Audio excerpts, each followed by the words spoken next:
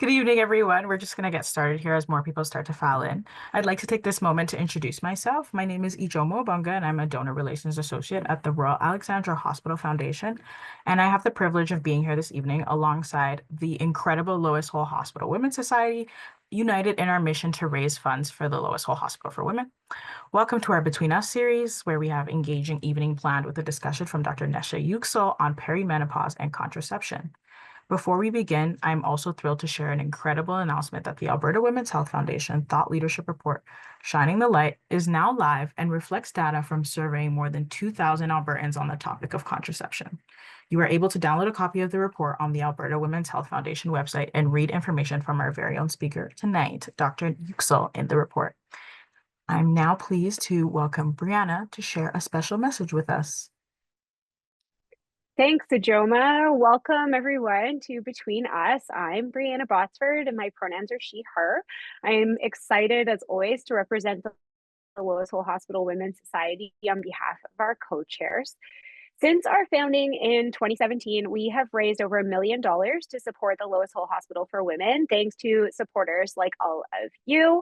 We are thrilled to have you here as we work to continue to raise awareness and funds for Alberta's only dedicated women's hospital, which provides specialized care for women in all ages and stages of life. Our Between Us series was created to provide a safe space for discussing intimate and often overlooked subjects in women's health. Thank you all for participating respectfully. And of course, a huge heartfelt thank you to Alberta Blue Cross for their generous support as our presenting sponsor. Your commitment allows us to host these informative series and make a meaningful impact in the community. Before we dig in tonight, I'm going to share a couple housekeeping tips. You can type your questions for our speaker in the Q&A box, and they will be addressed during the Q&A. Please also know that our speakers are not able to provide personal medical advice, and everything posted in the chat box is public. We are hosting using Zoom webinar, so only the panelists are visible, so you don't have to worry about your webcam being on or being seen. You're only going to see us. And the webinar does also have a live transcript feature, which you can enable on your own computer. Each lecture does get recorded and is available on the Women's Society YouTube channel. There are so many resources there already, and this one will be added shortly as well. After the event tonight, you'll get an email with a reminder to fill out our feedback survey. We really read all of them. And you could be entered to win a $25 gift card courtesy of Alberta Blue Cross. Thank you. I hope that you find this session valuable tonight. And now a quick word from our presenting sponsor, Alberta Blue Cross. Over to you, Vanessa. Hi, thank you so much. My name is Vanessa Wilson, and I'm from Alberta Blue Cross. My pronouns are she, her, and it's a pleasure to be here with you all tonight. At Alberta Blue Cross, we value the importance of talking about women's health. And as always, we're very proud to be sponsoring this series, and we're looking forward to hearing from Dr. Nese Yuksel in tonight's talk. Before we begin our lecture, we would like to share our gratitude and appreciation for the land through a land acknowledgement.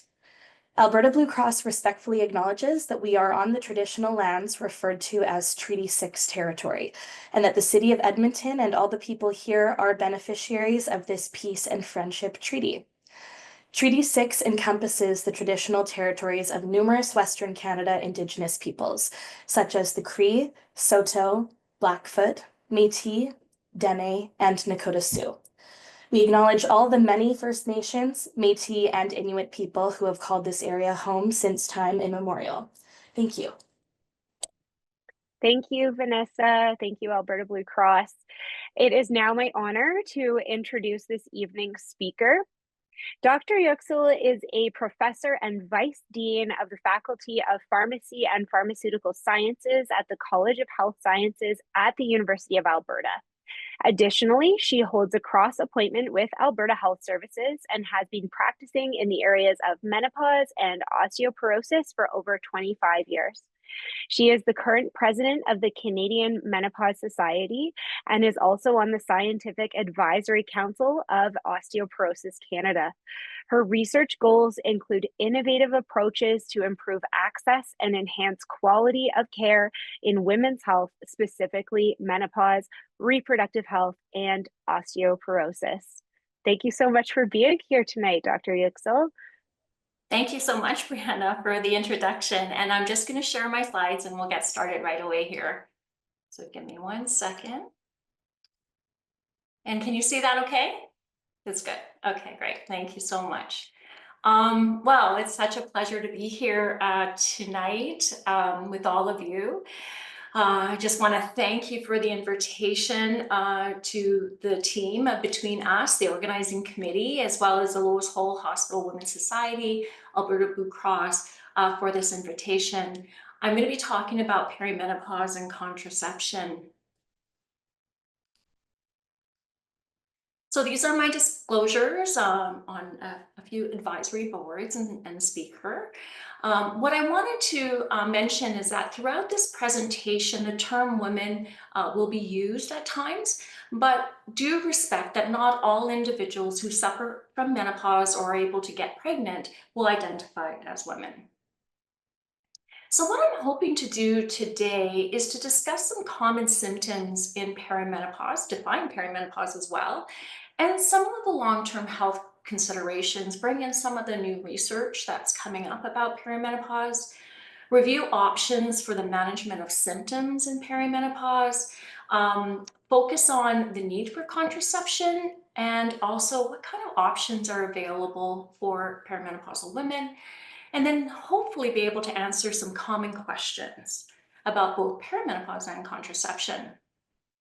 So these are some of the common questions I get about perimenopause and contraception. There's a lot more as well, and hopefully we'll have some good discussion at the question and answer time. So how do I know if I'm in perimenopause? How long does perimenopause last? Can I use hormone therapy if I am in perimenopause? Is it even safe to use birth control pills in perimenopause? How long should I use contraceptives? I'm currently on contraceptives. How do I know if I'm in menopause? And how do I switch from birth control pills to hormone therapy? And you may have one of these questions as well that you've been, kind of pondering. I'm hoping to be able to answer some of these questions in my presentation. So today, my presentation will be divided into 2 parts. The first is part 1. I will be, can you guys hear me okay? Just gonna make sure that everyone can hear me. I still have good sound, but Okay, just because there was a couple of comments in the chat, just wanted to make sure that people can hear me. I think we're okay. Okay, thanks. Thank you. I just want to make sure. So what I'm going to be talking today is I'm going to divide them into 2 parts. So part 1 we'll do on perimenopause, and part 2 will focus on contraception in the perimenopause. So before I get into any specifics, I wanted to talk about the care gap for menopause care in Canada, and it's pretty significant. These are things that we face with the Canadian Menopause Society. These are aspects we talk about all the time and on the board. Now, the Menopause Foundation of Canada came out with their report on the silence and the stigma of menopause. It came out in 2022. And in this report, they highlight a survey that they completed of over 1,000 women. And in this survey, the results show that there was such a significant gap in knowledge and access to menopause care. 54% said it was still taboo after all these years to discuss about menopause. 55% wish they had learned about it earlier in life. And 1 in 2 women felt unprepared for perimenopause or menopause. Now, we know menopause symptoms affect quality of life, and I'm going to talk a bit about those menopause symptoms. And you can imagine if you're having night sweats and you can't sleep and your mood's affected, this is going to really affect your daily function. But what's also really interesting is the work that's happening around menopause and work productivity. And this was also a report from the Menopause Foundation of Canada in 2023. And they highlighted the issue of the effect of menopause on the workplace. And it has a huge impact. It's a staggering economic impact, as they put it. It's estimated that unmanaged symptoms of menopause cost the economy about 3.5 billion per year. And this is from lost productivity, the ability to function well at work, absence from work, or lost income. But what are some of the issues regarding this? Well, don't always have the access to menopause care. There's only a few specialized, menopause clinics across Canada. We also know access to primary care and family physicians is difficult, and then also the time to adequately assess menopause in primary care is an issue as well. It's very hard to talk about all of the issues in a short, 8-10 minutes appointment. Healthcare providers don't always feel adequately trained or comfortable with menopause, and this is some of the things we're doing with Canadian Menopause Society to look at curriculums and how can we train healthcare providers, especially at the university level. And what happens is that often patients feel dismissed by the healthcare system because of some of these reasons. And they often will seek out other sources of information, such as on social media. As we know, we all look at our social media. But the issue is, as we know, a lot of social media has a lot of misinformation, but many of the posts are commonly linked to advertising. Someone's trying to sell you something. There was a study published just a few years ago, and it showed that nearly 50% of Instagram posts on menopause involve advertisements. And the global menopause market is huge, and this is from a report in 2022, and I think it's even higher than this now. It's estimated that the global menopause market is over $16 billion, and that was in 2022. And dietary supplements is 95% of that market. So it's a big, big market, and a lot of that goes to supplements. So first, let's talk about perimenopause. So let's define it. So perimenopause is the time leading up to menopause. So menopause is diagnosed looking back. 1 year without a period is defined as menopause. So perimenopause is that time leading up to the menopause and that last menstrual period, as well as 1 year after that final menstrual period is determined. Once somebody is diagnosed with menopause, that time frame is considered perimenopause. Any time after that is postmenopause. And as you can see on here with estrogen levels, obviously in menopause and postmenopause, the levels are low, but in perimenopause, the levels start really fluctuating and they become low over time. Average age of menopause is 51 in North America, but there's a range, anywhere from 45 to 55 is a normal range. And the average time for perimenopause is usually women in their 40s, mid 40s, 45, 46, 47 is the average age. Now, this is the stages of reproductive aging workshop called STRAW, and they defined all the different reproductive stages. And what I want to highlight is actually the stage in here, which is determined as perimenopause. You'll often see the word menopausal transition being used, and often these are used interchangeably. Perimenopause is the time from that final menstrual period up to a year after that. There's a number of changes in menstrual cycles, which I'll talk about, and there's changes in different hormone levels, including increase in FSH as well, and we'll talk about that too. So let's talk a little bit about physiology. And this is the hypothalamus pituitary ovarian axis. And this system helps regulate our production of estrogen and progesterone, as well as ovulation. So we have the hypothalamus in our brain, releases gonadotropin releasing hormone, which stimulates the pituitary to release FSH, follicle stimulating hormone, that stimulates the follicles and releases estrogen from the follicles. And then luteinizing hormone is the hormone for ovulation. So that comes along and ovulation happens. After that, progesterone is released. And we have inhibitory effects from estrogen and progesterone back on the pituitary and the hypothalamus to regulate this whole system. But what happens when estrogen levels fall, for example, in menopause, we see an increase in things like FSH because we don't have that normal inhibition back. Just a little bit more about physiology, and we'll talk a little bit about reproductive aging. It is a natural process, often genetically determined, but can be modifiable by the environment, for example, chemotherapy, for example, or surgery. And females are born with a finite number of oocytes or eggs. Some are lost due to ovulation, but many are lost due to a process called atresia. And atresia is just a loss, a dying off of the eggs, the oocytes. So at birth, we're born with 1 to 2 million oocytes. By puberty, we're down to about 500,000. With menstrual cycles, so loss with ovulation, it's only about 400 to 500 eggs that we lose over that time period with ovulation. By menopause, there are about 300 to 400 oocytes, and most are not affected, but most of those are lost by atresia. However, ovulation still can occur during the perimenopause, but often it may be more erratic and unpredictable. However, pregnancy can still happen. So there's some considerations to think about during the perimenopause. Understanding perimenopause is a natural life transition period. It's really an opportunity for health assessment. It's a good time to consider your overall health and manage your health risks.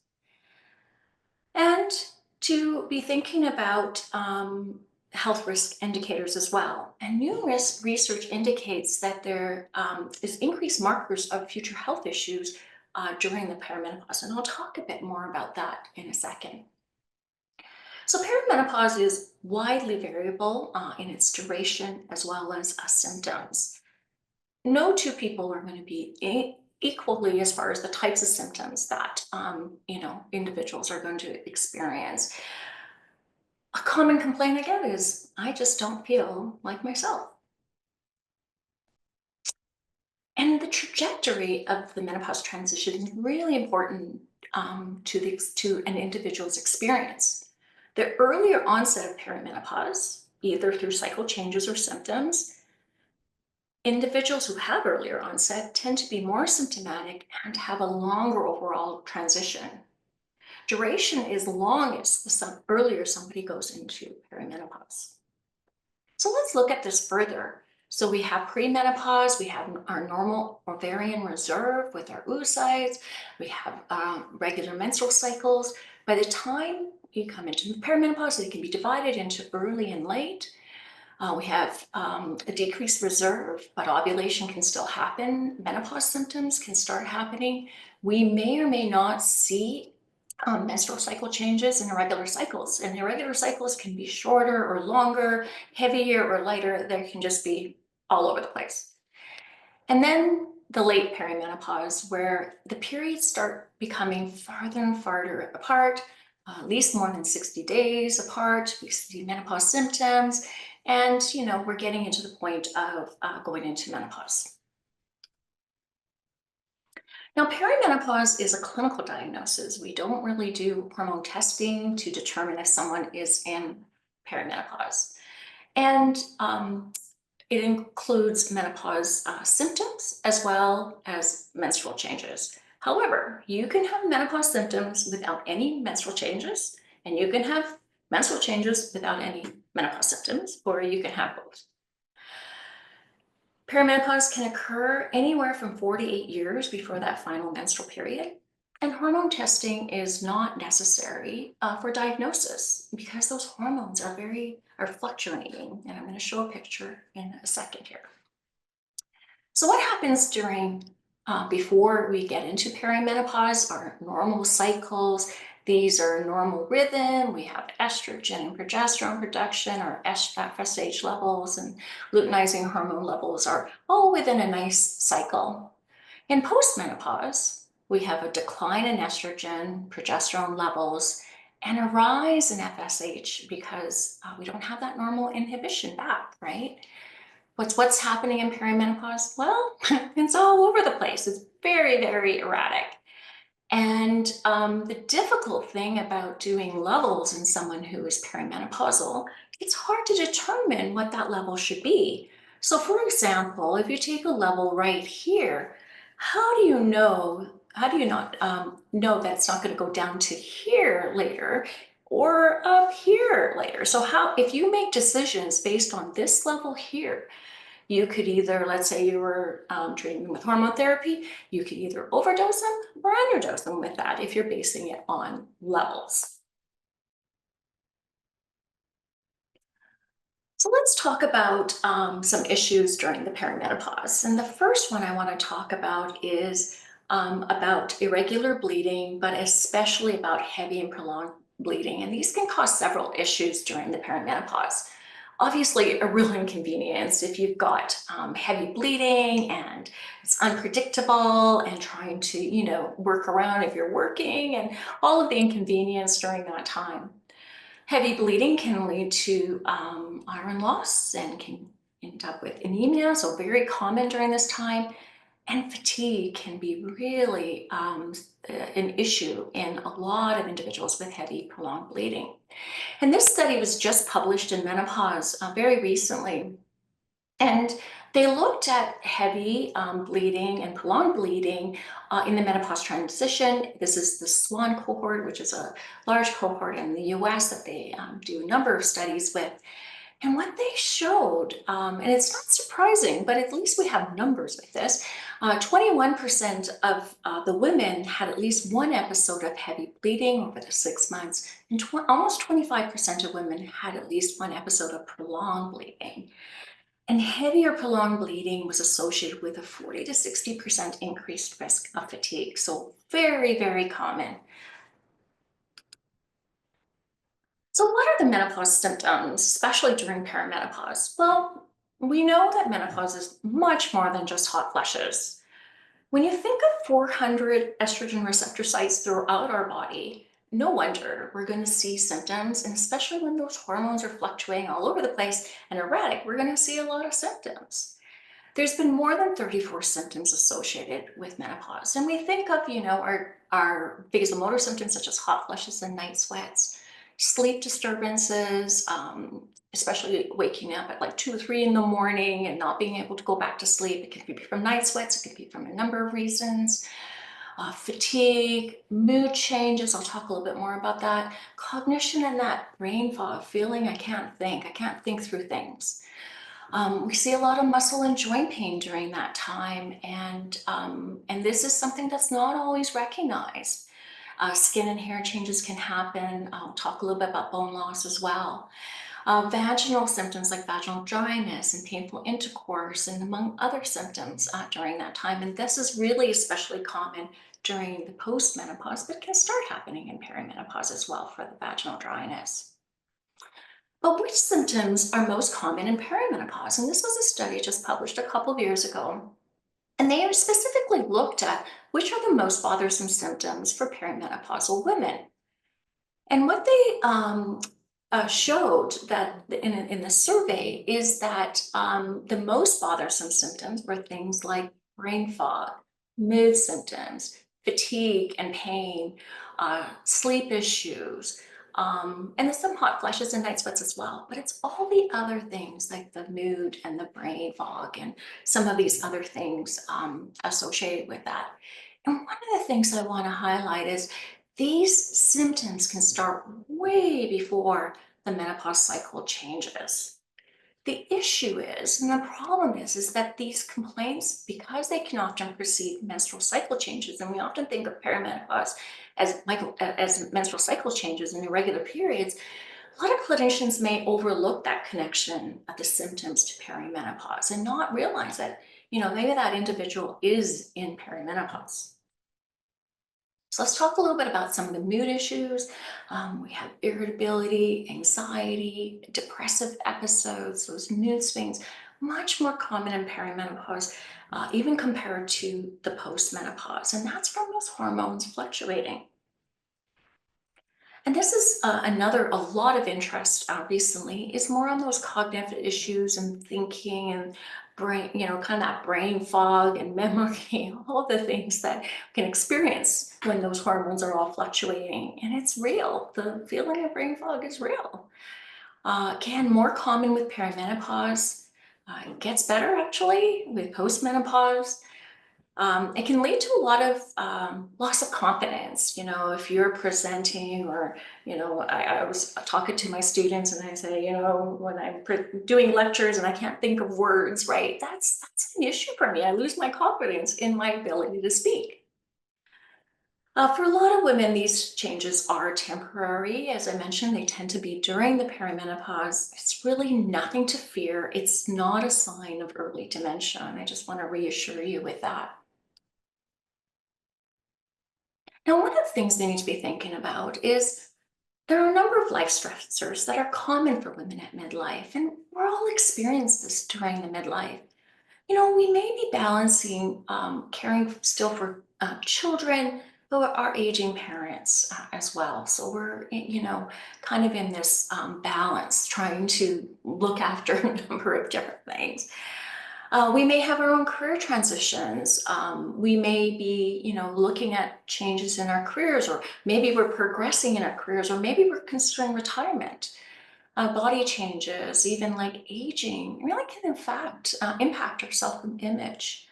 And then there may be, relationship changes with our partners, or our children grow and not grow, but they move out of the house, for example, with the empty nest syndrome. So there's a number of things that could be happening during that time. Now, what we know is that the duration of symptoms for menopause is longer than what we ever thought, and a lot of studies now coming showing this. The average length of time for menopause symptoms is about 7.4 years, so between 7 and 8 years, and that's because a lot of these symptoms start in the perimenopause. And the earlier, as I mentioned already, the earlier that somebody starts, can be even longer. So for some women, it could be 10 years or 12 years or longer. Now, the other thing to consider is that, these hormonal changes are going to impact long-term health, right? So our bone health, and we need to be thinking about that. Estrogens are important for maintaining our bones, our bone density, and the quality of our bones. And estrogen loss can lead to bone loss, and we'll talk a bit more about that. Our heart health, and I know you've had a number of sessions on heart health. Estrogens are important for our cardiovascular system, and we can see increased risk of cardiovascular issues as we age. And I'll comment on a couple of things about this. And then our brain health. Estrogens are important for our cognition, especially our verbal memory. Women who go into early or premature menopause, for example, if they have a surgical menopause, have a greater risk of cognitive impairment later in life. So what I want you to think about is that the perimenopause is a good time to look at your overall health risk.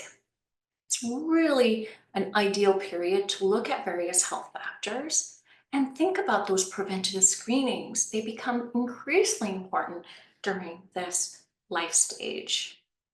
Let me talk a little bit more about that.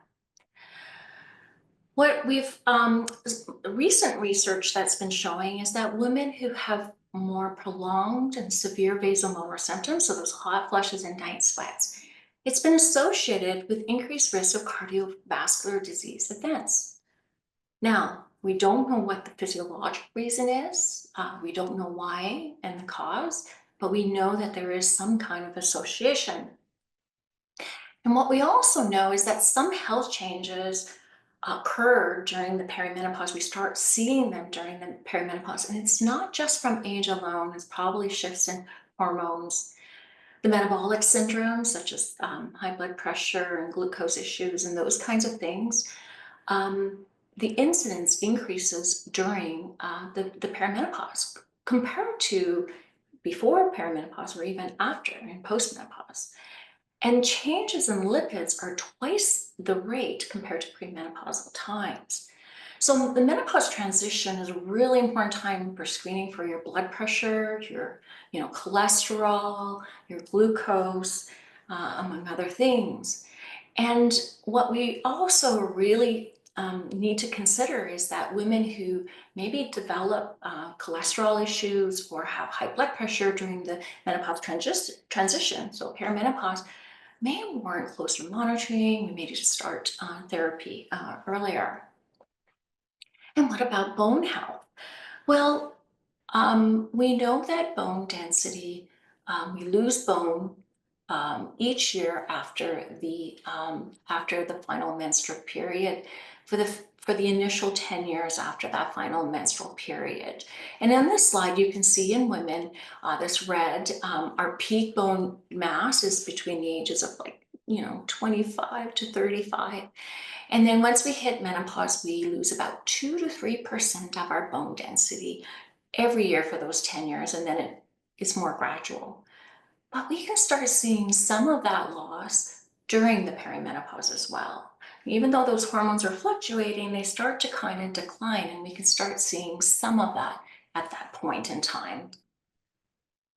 Now, we have a number of guidelines to support us in managing menopause and perimenopause.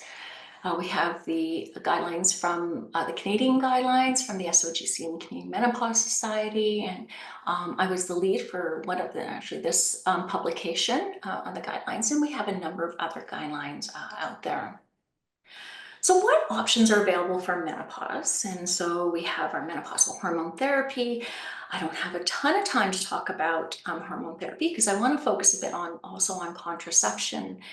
But we have hormone therapy that's an option. We have non-hormonal medications, a number of different ones. We have complementary therapies. Cognitive behavioral therapy, for example, has had good evidence to show, especially with vasomotor symptoms and sleep, among others. And we have a number of lifestyle modifications, such as, trying to quit smoking, dressing in layers, all those types of lifestyle modifications, exercise, among others, but don't have a ton of time to go through all of those options. What I do want to focus is on perimenopause. And what are the options for perimenopause? And what I want to stress is that hormone therapy is an option in perimenopause. Either the use of estrogen and progestin, and often that's what we do, and can be used cyclic with the progesterone and estrogen every day. Some clinicians will also use just progesterone alone. So it is really an option, even if there's irregular periods or there's just menopausal symptoms without those irregular periods. And then hormonal contraceptives can totally be an option. I'm going to spend a bit more time with that. And then we have our levogestal containing intrauterine device, and you can add in estrogen. For hormone therapy, I mentioned about the irregular periods. It's more if you have symptoms with the irregular periods, it's totally okay. So you would use it mainly for the menopause symptoms. So where does hormone therapy fit now in 2025? And we feel that hormone therapy is safe, for most healthy women. They don't have any contraindications. It is the most effective option for a lot of those menopausal symptoms. And current guidelines recommend hormone therapy can be started for women who are less than 60 years of age or less than 10 years since their final menstrual period, especially if they have really bothersome symptoms and they have no contraindications. And a lot of perimenopausal women will fit into that because they haven't had their last menstrual period. And it's often a balance, right? The benefits and the risks, even though the risks are very rare, is to be considering those risks. And if you have risks of any of these, obviously, you may want to look at other options.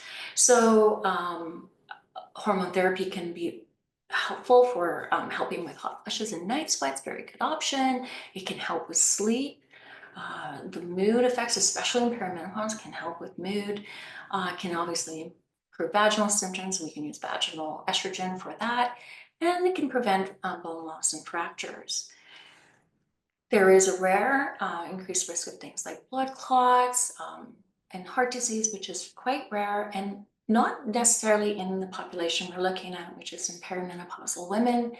The breast cancer risk is less than 0.1% per year. That's been shown, and that's been in postmenopausal women. So they are a rare events.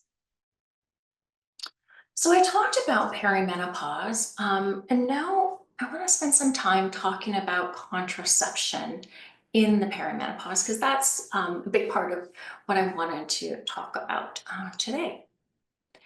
So the report Shining the Light from the Alberta Women's Health Foundation, you heard about it a little bit about it earlier in the introductions. And this is an excellent report. They surveyed over 2,000 Albertans, majority identified as women. And what I wanted to do is just highlight a few key things about this report that I thought was important.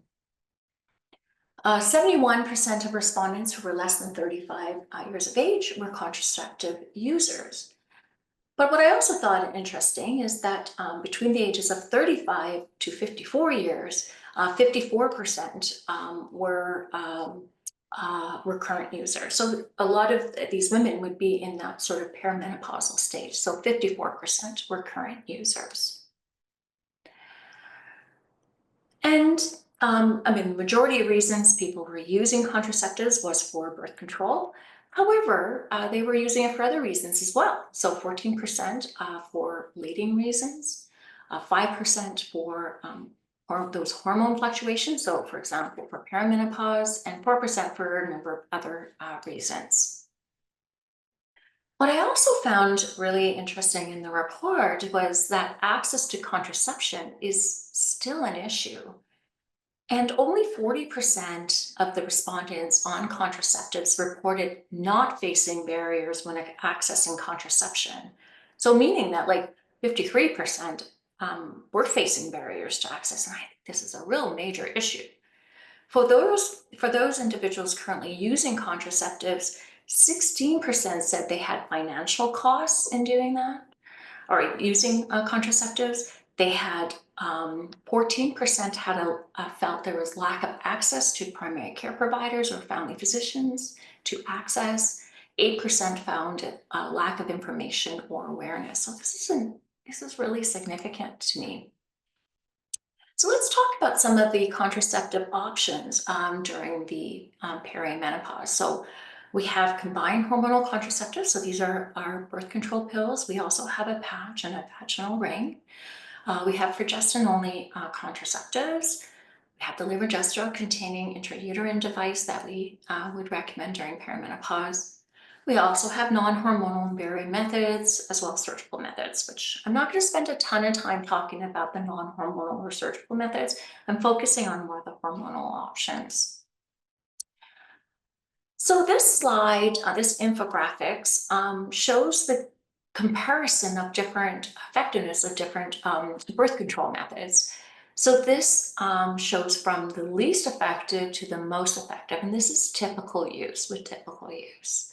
And so the least effective, as you can imagine, are non-hormonal or barrier contraceptives, things like condoms and diaphragms, etc. Our combined hormonal contraceptives like the pill or some of the ring, as the progestin-only contraceptives, are quite effective, but the most effective ones are things like the levogestra IUD and the copper IUD, and also the progestin implant, and they're as effective as surgery. So when we're looking at perimenopause and contraception, the potential for ovulation, therefore pregnancy, still can happen with perimenopause. And often a question we get is, how long do we need contraception after we've had our final menstrual period? So it depends on your age. If you are more than 50 years of age and you have your final menstrual period, it's recommended to wait 1 year after that final menstrual period and continue to have contraception up to that time. If you are less than 50 years of age, the recommendation is wait 2 years after that final menstrual period, because it's a little more difficult to predict when you're young with that. Remember that menopausal hormone therapy does not provide contraception. So if you are on hormone therapy during the perimenopause and need contraception, you may need other methods at that point in time. So let's talk a little bit about combined hormonal contraceptives. Combined hormonal contraceptives are very effective contraceptives during the perimenopause. Now, age alone is not a contraindication to use. What we would do is avoid if you're a smoker and over the age of 35 years, you have hypertension, you have migraine, especially with auras, or you've had previous blood clots, we're going to be avoid using. Now, risks with combined hormonal contraceptives such as a heart attack or strokes or blood clots are rare in women of reproductive age, but obviously we're going to avoid combined hormonal contraceptives if we have any of these risks. But one of the things we should be keeping in mind is that our underlying risks do increase. So for example, blood clot risk does increase as we age.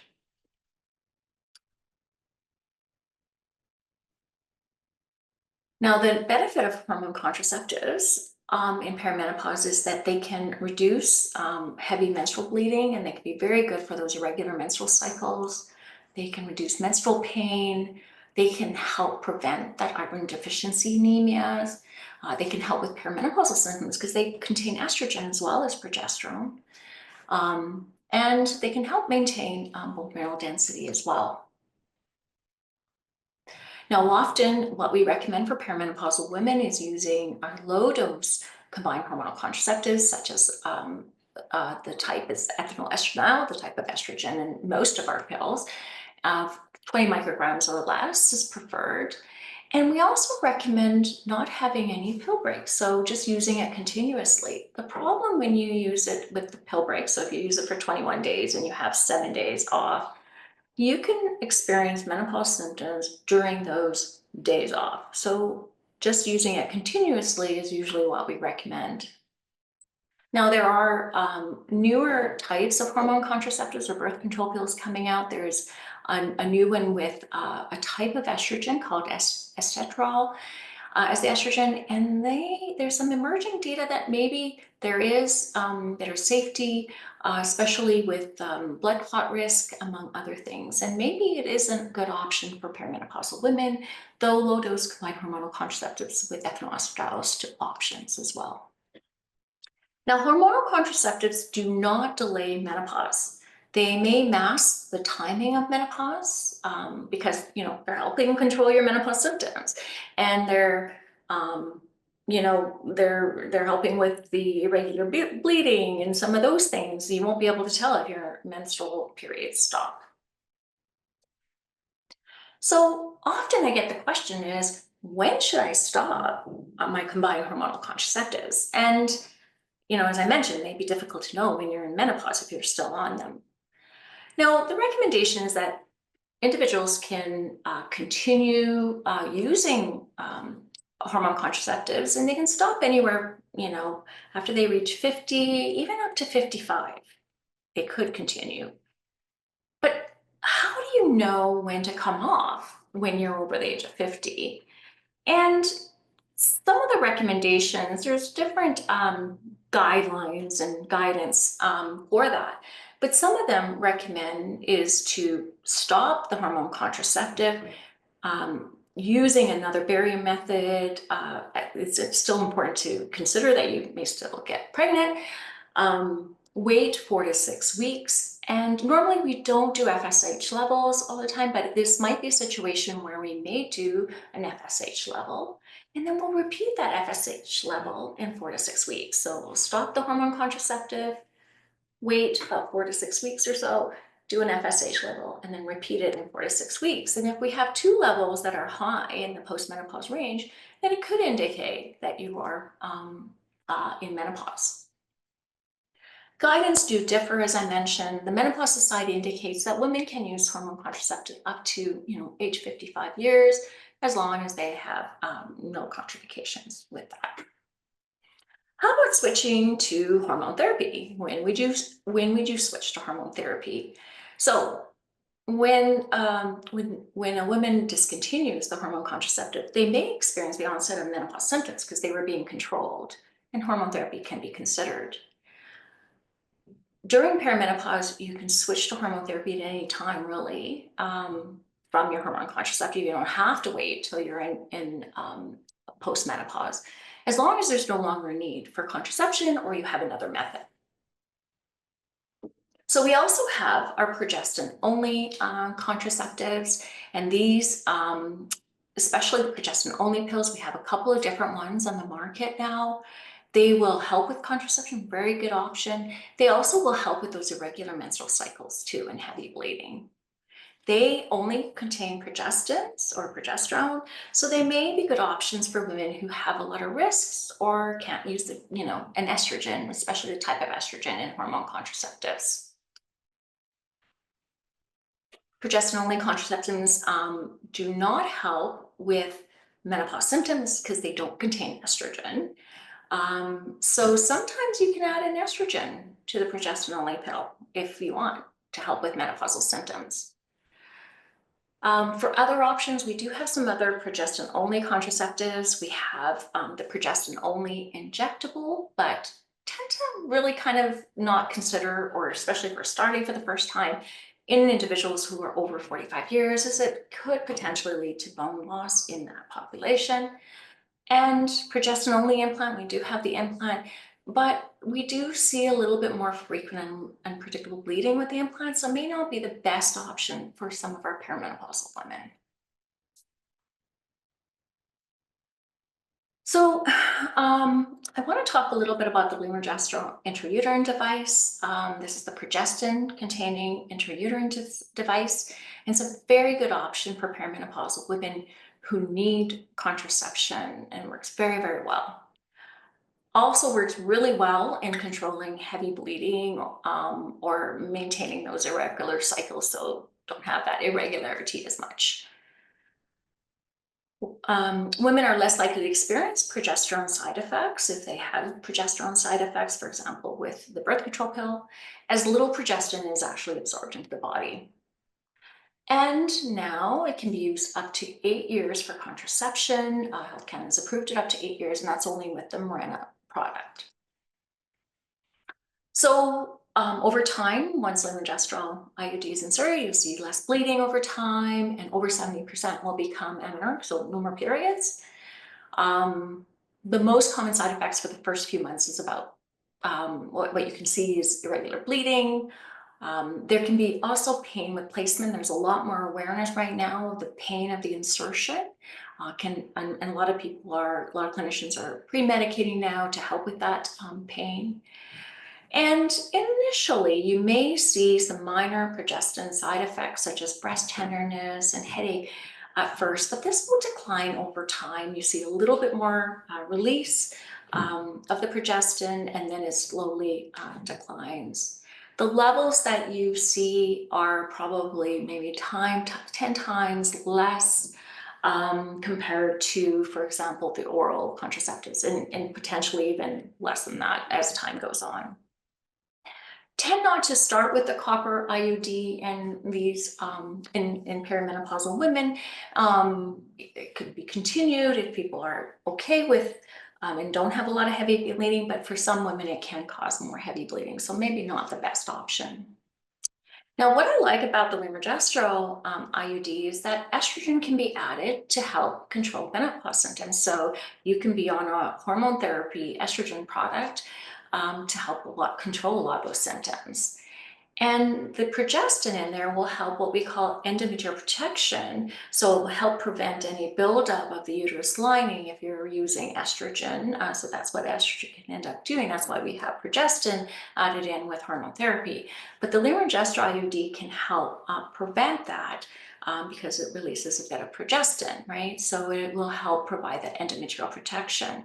So it can be very good options during the perimenopause, but it can also be continued post-menopause as well. So that's a really nice advantage.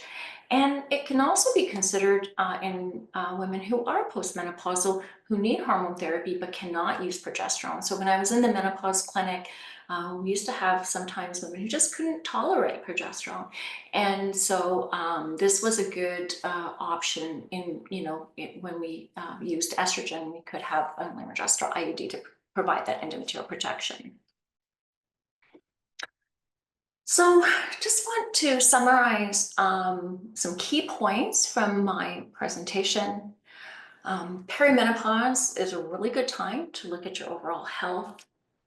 I want you to know there are options to manage perimenopausal symptoms to help you during this time. Contraception may be needed during perimenopause, so we need to be thinking about that.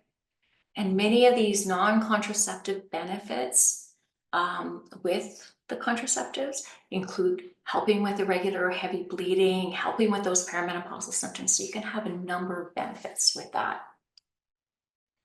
Now, there are a number of really great resources, and we'll provide some of these links for you. But, some great places for menopause and perimenopause information. We have the Canadian Menopause Society. Menopause Foundation of Canada has some really great information as well. Menopause and You from the Societies of Obstetrics and Gynecology of Canada, or SOGC, and they'll be revamping their site. The Menopause Society, which was previously NAMS, has some good information. International Menopause Society is really some very good information that really relates to what we do in Canada as well. And the gynecology collaboration, and we'll include the link as well from in Toronto, and has some very good information on menopause, but also other health, women's health conditions. Where do you go for more information on contraceptives? SOGC has a really good site, Sex and You, but they also have a good site called It's a Plan that goes through all the different contraceptives. We also have Alberta Health Services has their site on sexual reproductive health for options, and then Action Canada among the Action Canada site is also really good. Sorry, went ahead here. So thank you very much. I think that's the end of my talk right now, and I'm looking forward to all of the questions. Hopefully I was able to answer some of your questions during the talk, but we wanted to leave enough time for other questions. So I will, should I stop sharing my screen? Yeah, you can for now. Thank you so much. I think we all learned a ton, and I know there are some questions, and everybody, you can keep putting your questions into the Q&A box and we'll get to those. And then if there's slides that you want to go back and reference, we can definitely pull those slides. You could pull those slides back up for us. That would be so great. So I'm going to go ahead and facilitate the Q&A. Go ahead and pop more in the chat, everybody, if you have more questions. I'm going to start with a somewhat simple one, it seems like.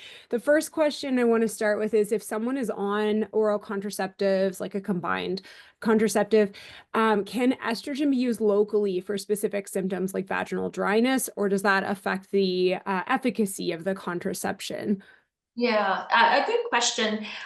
Yes, you can use vaginal estrogen therapy if you are on combined hormonal contraceptives. The nice thing about the vaginal estrogen therapy is that you really don't get systemic levels with the vaginal estrogen therapy. So it's not impacting anything with the combined hormonal contraceptives or the oral contraceptives. So it's totally an option. That's fantastic.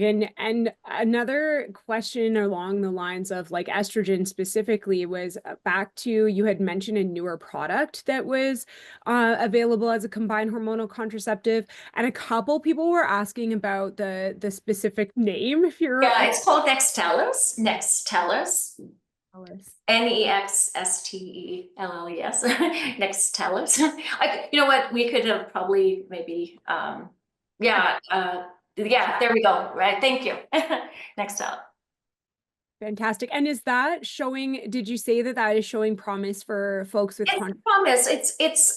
You know, it's not conclusive right now. So the thing with the estetrol, and it's not like I'm promoting or anything like that. The estetrol is a type of estrogen, and that can be found specifically in the fetus, like from the fetus liver, but it is still a synthetic one that is used. And with it, because it may have less effects on things like blood clots and some of those types of considerations. And so, but again, not conclusive. But they are studying it for menopause as well. So as a separate studies that are going on as a menopausal product. And so there is some potential, like if you're thinking, okay, this might be something that if I feel I'm worried or whatever, it could be something to consider. But like the low dose oral contraceptives now with our lowest dose ones, are pretty safe as well. So it's not like you have to pick one over the other, but you know, it's there as an option. Yeah, and so those lower dose ones are good options to start with. Do some of those resources that you mentioned, I'm just curious because in the Shining the Light report there was discussion around like access to birth control, right?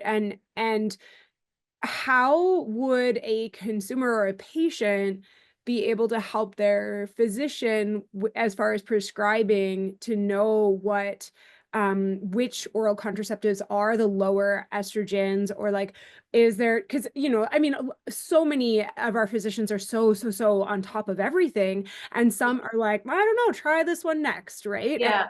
Is there a good resource that folks could take to their GP if they felt like they weren't getting traction? Yeah, I mean, I think a lot of family physicians are very good about knowing which ones, and then you know they can also access and you know there's tables that have all the contraceptives available. So there are a few resources. I think a really good site is the Sex and You from SOGC. They provide some good information. Now they may not have all the different products listed, but they'll talk a bit about, you know, which ones are the lower estrogen, you know, doses. But it's something that could be very easily searched by their family physician, because, you know, the products, there's a number of generics now too, but it's the main thing is looking for the dose of the ethinyl estradiol with the 20. And a lot of times, or less, a lot of times many family physicians know that, and it's often the most commonly used nowadays is those lower dose ones. So Okay, so folks are probably able to get access. yeah. And along those lines, if a patient doesn't require contraception in perimenopause, is hormone therapy safer, or does it have a lower risk profile, or is there additional benefits? Yeah, so you know, hormone therapy is totally an option to use in perimenopausal women who don't need, you know, contraception. So very much, or they don't have very heavy irregular bleeding. It may not be the best option if you have very heavy periods, because honestly, it's going to be better to use something like a birth control pill or the Levonorgestrel IUD to help with those really, really irregular and especially heavy periods. But hormone therapy is totally an option to do that. Now, one thing to consider is that hormone therapy doesn't block ovulation, right? So the doses in the hormone therapy are the potency is lower than a birth control pill. The potency of estrogen in hormone therapy, the potency is about 4 to 5 times lower than what we have in even our low dose birth control pill. So just keep that in mind in that. So as we get older, it is probably better because we have higher underlying risks for things like blood clots. It may be better to consider things like hormone therapy than something like the contraceptive, especially as we get much older and, in our later 50s, we're getting into menopause. Of course, we're going to use hormone therapy, right? In that. So that's how, we kind of consider it. The other thing about hormone therapy is we do have other options for hormone therapy. We have transdermal products, which is through the skin. So, things like the patch or the gel can also be considered, so there's a number of different options that, you can think about for that. So absolutely, if somebody doesn't need contraception, then hormone therapy is totally an option. Yes. A lot of times though, what you get is like sometimes women hear from, maybe their primary care provider saying, well, no, hormone therapy is not for you. You're still having some periods, right? And it's like, no, you can still consider it. Mm-hmm.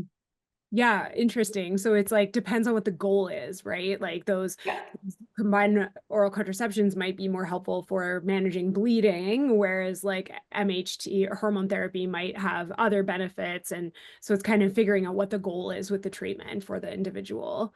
Yeah. This is a good question that sums up a lot of other thoughts or things that have come through with respect to blood clots and history. And so this question is can you speak a bit more about hormone therapy and risk of heart problems? The question includes the statement that it seems contradictory that estrogen is protective of the cardiovascular system, but then also seems to increase the risk of heart problems. I think they're referring specifically to blood clots in this question, but I could be wrong. Yeah, and so that's a very good question about that. And so estrogens have a lot of benefit on the cardiovascular system. They prevent, atherosclerosis. They help with vasodilation. They have a number of benefits with that. So there's something called the timing effect with that. So if you start estrogens much later, so like more than 10 years after that final menstrual period, and there's been atherosclerotic changes that have already happened, then when you give estrogen, it can be a little bit more on the pro-inflammatory and cause like plaque disruption and those kinds of things if calcification's already happened. And that's where, the heart attack can happen and that if taken too late. And that's why the recommendation is, like within the 10 years of the postmenopause, some of those things. But it shouldn't just be based on that and age. It should also be based on an individual's risk factors. So if they have a lot of risk factors for cardiovascular disease, then maybe you're rethinking that. Or if they've already had a heart attack, and obviously, or they have cardiovascular disease, then it wouldn't be the option to be using, right? So for example, if a woman goes into a premature or early menopause, they don't have estrogens, from an earlier time, right? So let's say they're, younger than 45 and they're 41, 42, then they would have normally had estrogens throughout that time until their final menstrual period. So it could be like, let's say 10 years till that, what would have been normal menopausal. But now they've had, early or premature menopause, let's say surgery, for example. Estrogens will provide that, prevent that buildup of the atherosclerosis over time. And so they would, if you don't have the normal estrogen, then you're going to see that developing, right? So estrogens can be protective in that time period. So it just depends on when it's used. I love that. I wrote down the timing effect because yeah. I do actually have some lovely pictures that I could show, but I didn't include it in this presentation, but that's a really great question. Well, and it covers a couple other folks' questions. Like one of the other questions that came up was talking about risks and benefits of MHT for folks who enter menopause before the age of 45. So that could be like whether it's premature ovarian insufficiency or like surgical menopause, like you mentioned, where somebody might have had to have their ovaries out for whatever reason. And it's both the for heart disease, but also osteoporosis and bone health, but also cognition. So really important if somebody has before, goes into menopause before the age of 45 to consider using, and especially before 40, to really have, estrogens to help provide that protection. Yeah, and then on the other end of the spectrum, if it's been more than 10 years since the final menstrual period and there are evidence of or additional risks for cardiovascular disease, then we might see an acceleration of that process. Yeah, and it's more exactly, and it's I'm actually more on the believer of the time, so the 10 years, but it's not necessarily at 10 years, but I think it's the guidelines say that at 10 years. But I think a lot of it is also your own risk, right? We're all different as far as what risks we may have. And so really looking at that in the individual women. And it's more than just the age, right? So I think it's that, it's an important consideration. And I would just really strongly suggest that, you have those discussions with your primary care providers about that. Like, what are the risks for me? What is my personal risk? Yeah, it's so hard to put like numbers on it. It's not like Cinderella, right? You don't So get your name. hard. I know. There's a question here that it's pretty niche, but I think it's interesting. What hormone therapy options are available for perimenopausal women who cannot tolerate progesterone because of autoimmune progesterone dermatitis? And maybe can you tell us a little bit about autoimmune progesterone dermatitis for the folks who don't know? Oh, unfortunately, I don't have a lot of experience with the autoimmune dermatitis for that. But I have a lot of experience with women who can't use progesterone. I do have a lot of experience with that from the years working in the menopause clinic. Now, I think I'd have to find out in that particular situation, and this is where I probably do a little bit more research on. This is like, and because I always find things I'm like, oh, really good question, right? Like I need to find out a bit more. Can we use the levonorgestrel IUD in that situation in the perimenopausal? Because there is a little bit of release of progestin, when the levonorgestrel IUD, even though it's much lower than the oral, but I'd have to kind of see what that risk would be if that's a possibility. If someone is still having periods, there have been times when we have, like, if it's an issue and you can't use the progestin IUD, then we have used just estrogen and just monitoring them closely, with a gynecologist who's able to kind of watch them very, very closely. Now, we do have some non-hormonal products too that are options that could be considered with that. And we also have some options for women who are postmenopausal. So things like, and they're still considered hormone therapy, but like, for example, Tibolone is an example of a product that is, but the only thing I would want to know about Tibolone with that is because it converts to a metabolite that works on progesterone. I'd have to find out, right? So these are a good question. I'd have to find out, would that make a difference as well? But we also have a new non-hormonal medication that just came on the market called Veoza, like probably this last week almost. And so that's very new. It works in our brain on a receptor called the candy neuron, which actually causes like hot flushes and night sweats. But right now it's for postmenopausal women, but that's another option, for women, which is nice to see. I'm so excited about all these options and new therapies, and there's so much excitement for menopause right now. So it's good. You heard it here first, folks. That's fantastic. And is that Veoza? Veoza, yeah. Okay. Yeah, and it's a totally new class, and it works as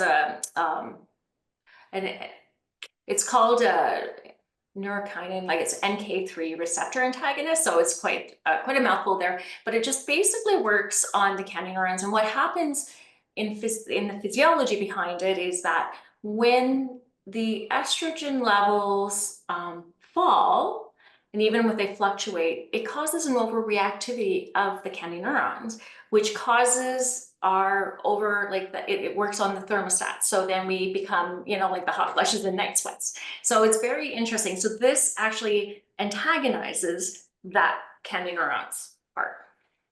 I'm trying to explain it simply, but yeah. Thank you.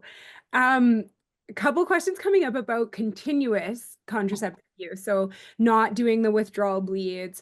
One is with respect to how do we know when our last, you alluded to this in the presentation, but like how do we know when our last menstrual period is, if they've been taking continuous oral contraceptive for many years in order to manage heavy bleeding, it sounds like is the concern. So Yeah. huh. Yeah, and it's going to be hard to know that for exactly, after the age of 50, you start thinking, well, like, do I need to continue being on this? Can I, look at other options? And so the only way really is, as I mentioned, is that you would come off and see what happens. But you can also see if you're postmenopausal by, doing the FSH in 46 weeks and then repeat another 46 weeks. If it's in that postmenopausal range, then probably are like, maybe potentially still, because it could still vary, but at least you kind of have an idea that you may be a postmenopausal. So, that's kind of like how you would really be able to know. But if you're using it for heavy periods, you see what happens after you come off, if it's like that. But you may never really know when your final menstrual period truly is if you're postmenopausal, right? So, or what it would have been. Because even if you're using it cyclic, or you're using it for 21 days and 7 days off, you're not having a true menstrual bleed. You're actually having a withdrawal bleed from stopping the combined hormonal contraceptives, right? And so you really wouldn't even know what that would have been, if you're on it. So it's a little hard to kind of guess. Yeah, so those withdrawal bleeds, if you're taking the break, it's a withdrawal bleed, not necessarily a period. For a period, yeah, because it's stopping. And so that physiology, going back to the physiology where we had estrogen and progesterone inhibiting like the hypothalamus and pituitary, when you give estrogen and progesterone in a birth control pill, it does the same thing. It inhibits. So it stops all of that and obviously prevents ovulation. So you're not having normal estrogen and progesterone production that you would have in your normal body. It's the replacement by the estrogen and progesterone in the pill that's causing, right? And so when you stop it, that's when you get the withdrawal bleed. But yeah, you wouldn't know. And then there's a follow-up question on this topic about the rationale for using continuous, which I think you mentioned was primarily to manage irregular or heavy or dysfunctional uterine bleeding. So the continuous, what I would use it for is, as well, is if you have menopausal symptoms and hot flushes or night sweats or sleep issues or whatever.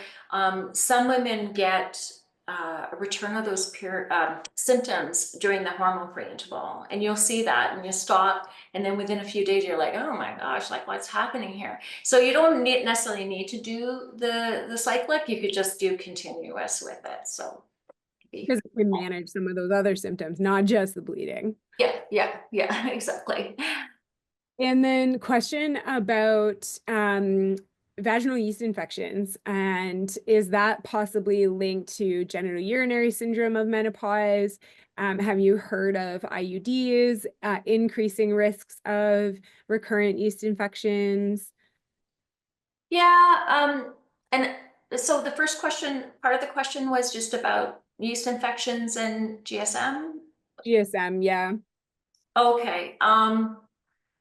So like the causing yeast infections?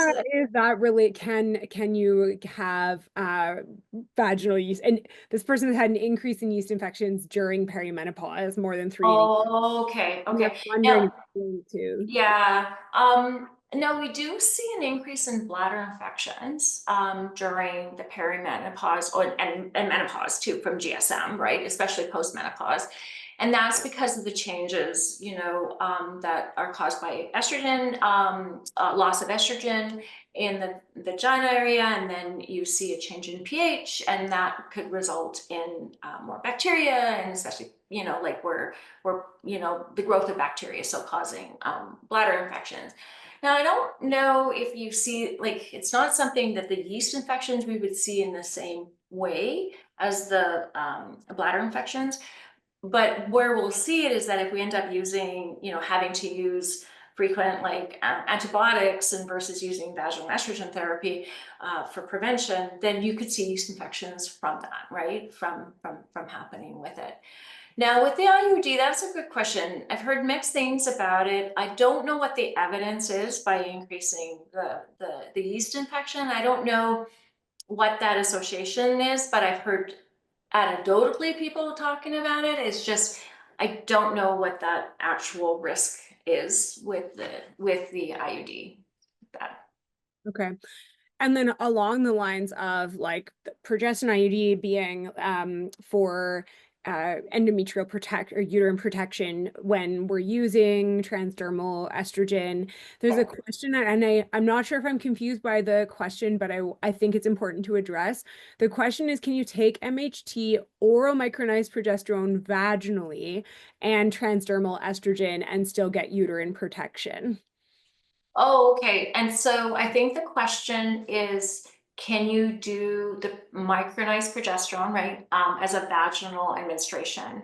And yes, you can do micronized progesterone as a vaginal administration. And we used to do that a number of times in the menopause clinic. And one of the things I did practice in the menopause clinic, at the Grey Nuns, and then also at the ALEC, Lois Hole menopause clinic over the years. And so we would recommend for some women, not in all, but in some women who, especially for women who may have had more sleep issues or mood issues with progesterone. And the reason by giving it vaginally is that you don't get, so one of the things that can happen with micronized progesterone, it can be metabolized to a type of metabolite called allopregnolone that can affect GABA receptors and things like that. And by giving it vaginally, you're not seeing that same metabolism. It still happens later, but you're not seeing that same metabolism as you would when you take something orally. It goes to the liver and it gets broken down, and then you get that effect. So that's where we tended to use the vaginal progesterone. Now there's some evidence, but it's not really as good evidence as the oral, but you can use it vaginally, especially if you can't tolerate. And that's still adequate for uterine protection. Okay. Yeah, it is still adequate for uterine protection. We may have followed our patients a little bit more closely but it's still like it. We never had any issues with it, and I think there's been some recent studies about it that it does provide that protection. Wow. Learning so much. I love it. Okay. Question about perimenopause and endometriosis. Do you have any comment on how that experience can be for folks? Yeah, it's a good question about endometriosis, because those endometrial implants, being sensitive to hormone shifts, right, with that. And is there any more effect on, the implants? It's hard to say because of such the variation with endometriosis, and even in with symptoms, depending on where the implants are located. So, the possibility is there, depending on how much hormone fluctuations and how sensitive individuals are during that, like where they may see a bit more of the pain or those kinds of issues with it. I don't think a ton of research has really happened to look at like what that full association is at this point in time. Much of my experience is more women who have who've had endometriosis and now with perimenopause, if they've had a few more issues, but it's so varied with that. And I teach about endometriosis, so I'm kind of pretty familiar with, what potentially to expect, but I don't know how well that association has been established yet. And I feel like it's something where we'll probably see more research because we I have. hope so. Yeah, like finding out, more associations. I think we're starting to see a lot of interest with hormone shifts, especially like during that perimenopause with even like autoimmune diseases and inflammation. There's just so much more that we're finding out, like even things like inflammatory bowel disease and what happens, with that, or, just when you think of all our estrogen receptors everywhere, like, and then also with inflammation, right? So it's, I think there's just a lot of research we still need. And this is why we have, this month for Women's Health Research Month. So, And yeah, so much more research is needed in so many areas, but this is so great and you're so up to date. The question we have a couple more minutes, so I'm going to try to get through a couple more questions. I think this one is interesting, a question about the NuvaRing. Is the NuvaRing similar to HRT and safe to stay on during perimenopause and menopause? So it's not, the NuvaRing is not exactly the same as hormone therapy. It's not a hormone therapy. The NuvaRing is considered a hormone contraceptive, and it's considered a combined hormonal contraceptive. So it, gives estrogen and progesterone, and it helps prevent ovulation, prevents, pregnancy. So it works as a contraceptive. But the NuvaRing can help with symptoms, just like I mentioned with the birth control pill. It could do the same thing. It can help with contraception, but it can help with the frequent bleeding, and then it can also help with menopausal symptoms. So it can be a good option for that. Very much so. My good And you can use it continuously too with that one. Yeah.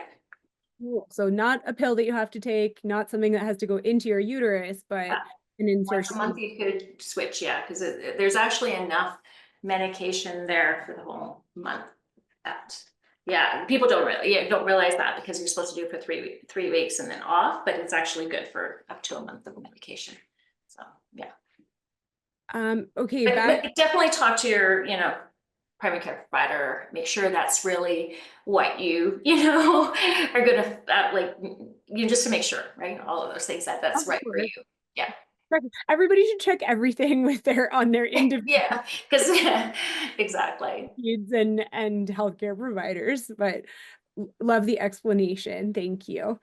Back to cognitive function and mood. Couple questions came in. One with respect to, should we take MHT as just a precaution to prevent cognitive changes, bone loss, heart disease risk, etc.? And then the other question is, does hormone therapy decrease the need for antidepressants? So a little bit more about hormone therapy, mood, cognition. Yeah, so the first question about preventative,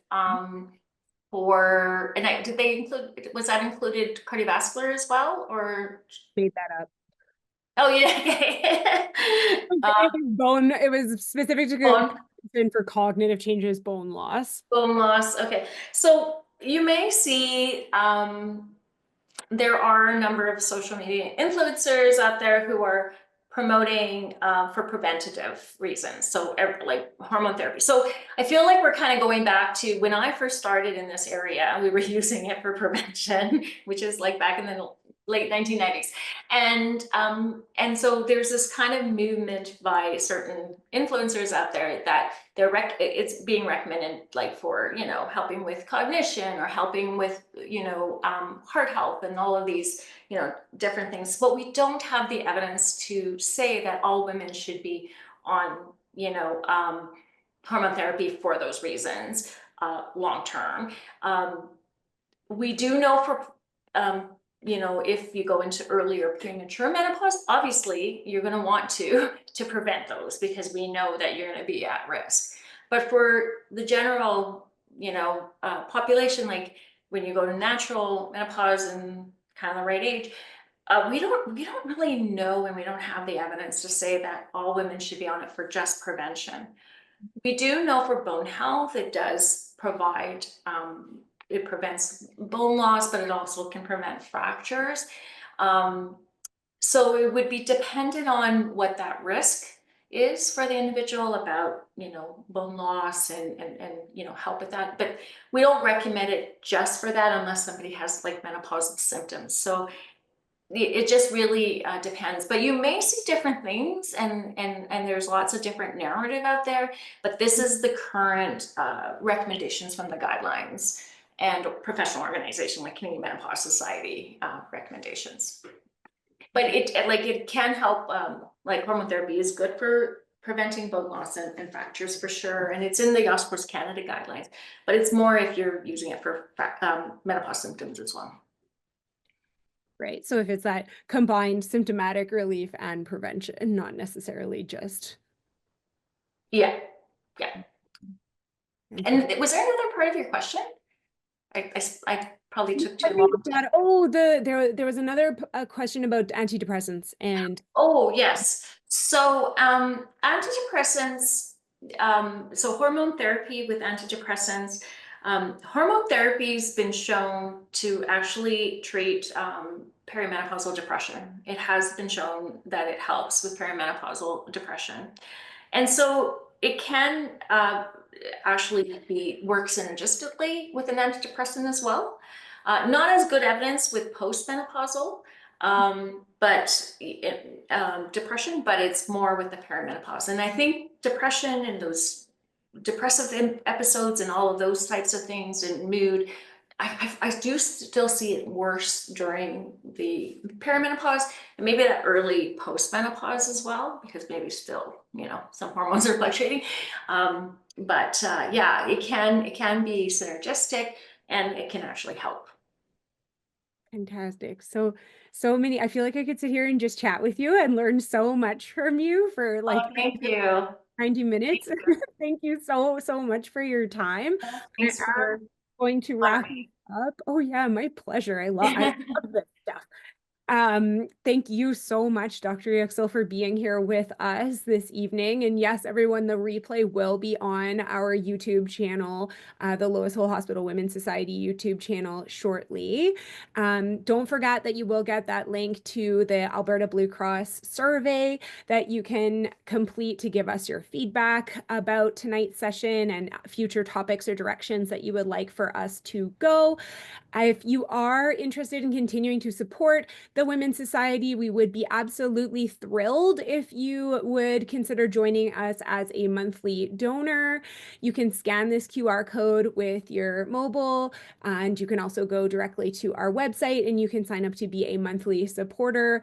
And those monthly donations make a huge difference in the hospital and in offering events and research and care for our patients here in Alberta. So thanks all of you for being here tonight. I'll turn it back over to Ijoma. Thanks again, Dr. Yuksel. So lovely. Thank you so much. And thank you for the fantastic questions and the audience. Really enjoyed it. Again, I'll say an extra thank you to all of you for tuning in, and thank you, Dr. Yuksel, for delivering this talk on perimenopause. Sorry, I definitely learned a lot. I wanted to say a very special thanks to those of you who support monthly and continue to be active supporters of the Lois Hole Hospital Women's Society and the Lois Hole Hospital for Women, and a heartfelt thank you to our presenting sponsor, Alberta Blue Cross. Please keep an eye out for that feedback survey that Brianna just mentioned coming your way. Complete it and enter a draw for a $25 gift card courtesy of Blue Cross, and the winner will be contacted directly. Thank you all for joining us, and we look forward to seeing you all very, very soon. Have a wonderful evening.